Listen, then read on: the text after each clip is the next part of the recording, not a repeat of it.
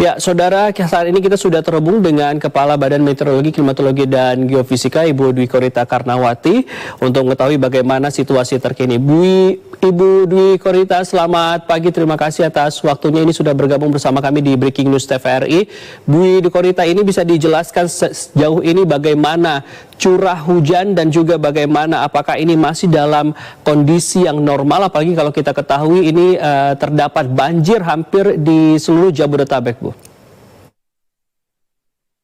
Jadi sesuai dengan prediksi BMKG sebelumnya yang kami keluarkan pada tanggal 27 Februari berlaku mulai tanggal 28 Februari sampai 6 Maret, BMKG memprediksi akan terjadi potensi hujan lebat dan dapat berkembang menjadi ekstrim. Nah, hal itu disebabkan saat itu kami mendeteksi adanya gelombang atmosfer seperti Rossby Equatorial, kemudian juga gelombang Kelvin, dan juga selain itu terjadi adanya low pressure area dan pertemuan beberapa belokan angin ya, dan pertemuan angin dari berbagai arah. Sehingga waktu itu kami memprediksi potensi terjadi hujan lebat, sangat lebat, dapat berkembang menjadi ekstrim, terutama di sebagian besar Sumatera dan Jawa, serta Kalimantan bagian barat dan tengah, kemudian juga di Sulawesi bagian utara, Maluku Utara, serta Kepulauan Papua yang dapat menimbulkan bencana hidrometeorologi. Nah, sehingga kami sebarkan informasi tersebut dan diulang-ulang sampai yang terakhir kemarin siang sekitar pukul 12, peringatan dini terus kami gencarkan. Dan potensi ini masih akan terjadi kurang lebih sepekan ke depan. Demikian. Baik, Bu Dwi Korita, tadi Anda menyebutkan ini kan adanya fenomena cuaca, tapi apakah ini sebenarnya sudah terprediksi dari sebelumnya? Karena kalau kita ketahui, apalagi terjadi banjir saat ini, dan kalau kita lihat ini 5 tahun sebelumnya, ini Jakarta juga sudah pernah terjadi banjir seperti ini. Apakah ini kondisi yang sama atau seperti apa, Bu? Untuk yang kali ini berbeda dengan kondisi Jakarta banjir Jabodetabek tahun 2020 ya, di bulan Januari. Berbeda karena saat itu selain Madden-Julian Oscillation juga masuknya seruakan udara dingin dari dataran tinggi Asia. Kalau yang kali ini memang ada pengaruh Madden-Julian Oscillation ya.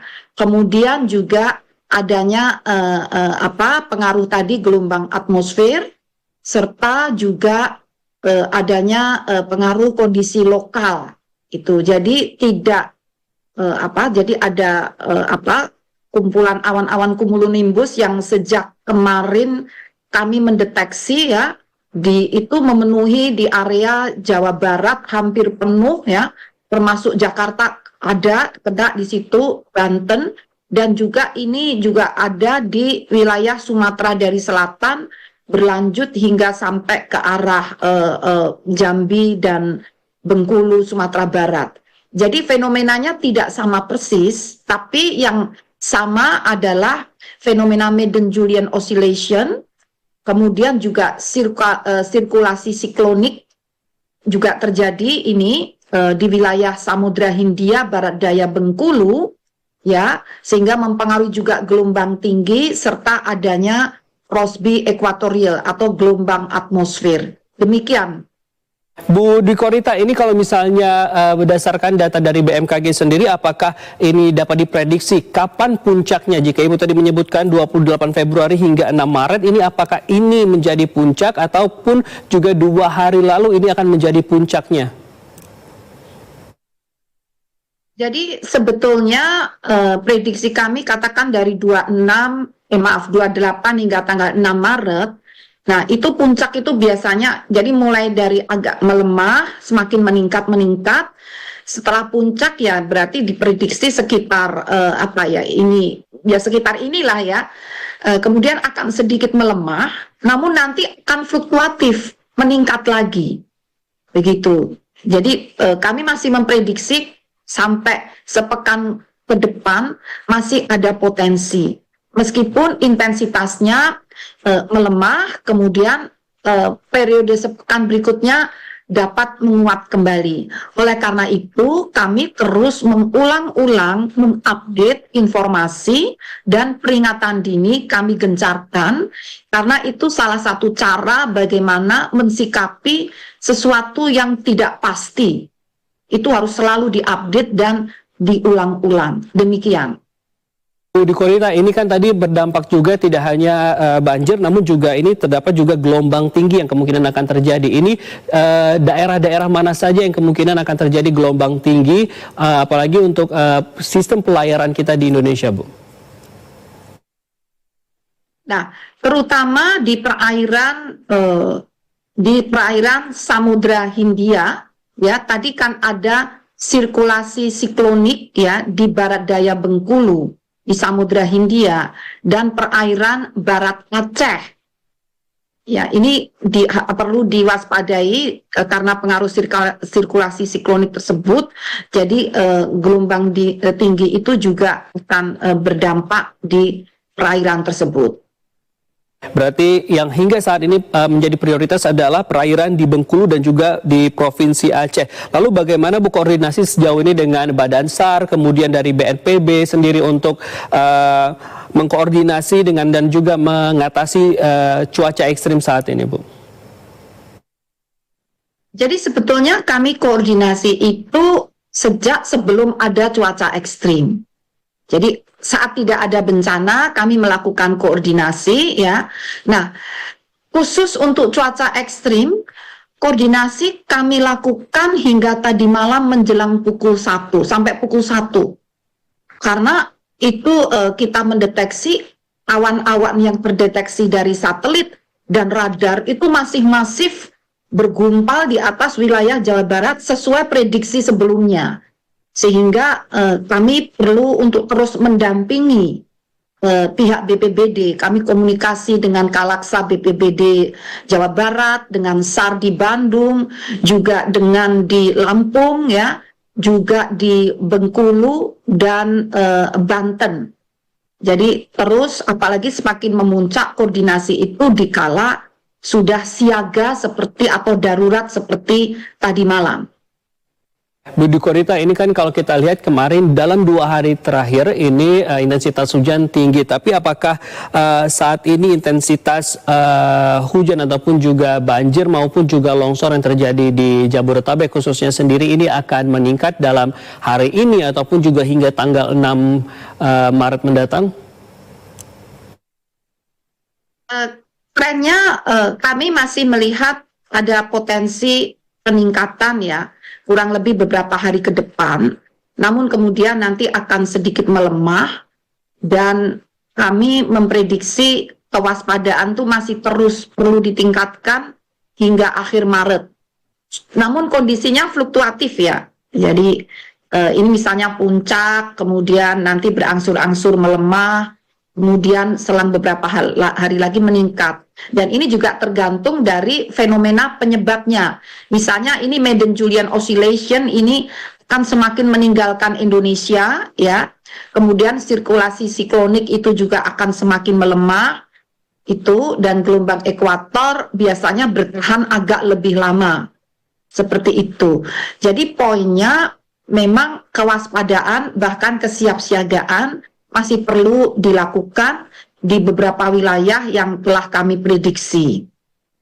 Bu, apakah ada kemungkinan ini akan dilakukannya rekayasa cuaca di saat ini? Nah, ini kami beberapa kali melakukan modifikasi cuaca ya. Beberapa kali melakukan, kami koordinasi dengan BNPB dan dengan informasi yang kami sampaikan ini, insya Allah BNPB akan segera mendukung dengan modifikasi cuaca untuk wilayah-wilayah yang diprediksi untuk ekstrim. Namun terus terang saja, sebetulnya modifikasi cuaca untuk kondisi yang ekstrim itu pengaruhnya tidak begitu signifikan karena awannya begitu tebal. Kemampuan kapasitas pesawat kami ini kalau terlalu gumpalan awannya itu terlalu tebal, ini juga kapasitas kami juga batas. Seperti itu. Namun biasanya yang kami atasi yang belum masuk ke wilayah daratan. Jadi masih berada di lautan, diprediksi akan bergerak beberapa jam lagi masuk ke daratan, itulah yang kami tangani. Yang belum menjadi gumpalan yang besar. Kalau sudah menjadi gumpalan yang besar, itu kami kadang bahkan tidak boleh terbang. Jadi tidak bisa melakukan modifikasi cuaca. Seperti itu. Meskipun kita saat ini sudah terus berusaha untuk melakukan yang terbaik, namun juga masih ada kendala-kendala yang memang secara teknis yang memang ataupun juga secara alam yang tidak bisa kita lakukan. Bu Dwi Korita, ini terakhir, ini himbauan apa yang ingin disampaikan kepada masyarakat dan juga upaya apa yang terus dilakukan oleh BMKG agar masyarakat juga dapat terus mengupdate informasi terkait dengan perkembangan cuaca, banjir maupun juga tanah longsor secara real time, Bu? Ya, jadi dari BMKG upayanya terus menggencarkan peringatan dini dan teknologi yang kami terapkan juga semakin ditingkatkan. Antara lain kami menggunakan superkomputer dan juga menggunakan artificial intelligence.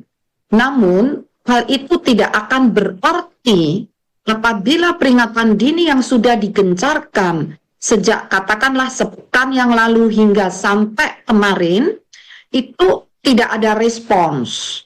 Jadi kami menghimbau yang pertama mohon terus monitor ini juga kepada masyarakat dan aparat kepada pemerintah daerah, masyarakat dan pihak terkait itu misalnya pihak terkait misalnya Balai Wilayah Sungai PU misalnya ini kan yang menangani tentang banjir longsor itu barangkali kami selalu koordinasi selain dengan PU juga kami koordinasi dengan Badan Geologi atau Pusat Vulkanologi dan Mitigasi Bencana Geologi. Jadi mohon terus memonitor perkembangan informasi cuaca dari BMKG dan mohon segera direspons karena meskipun peringatan dini sejak beberapa hari yang lalu hingga beberapa jam sebelum kejadian, tapi kejadiannya itu biasanya sangat cepat, sehingga perlu kesiapsiagaan secara lebih dini. Demikian yang perlu kami sampaikan. Sekali lagi terima kasih Kepala BMKG Bu Dwi Korita Karnawati ini sudah berbagi informasi bersama kami di Breaking News TVRI. Terima kasih Bu, selamat pagi dan salam sehat selalu Bu. Assalamualaikum.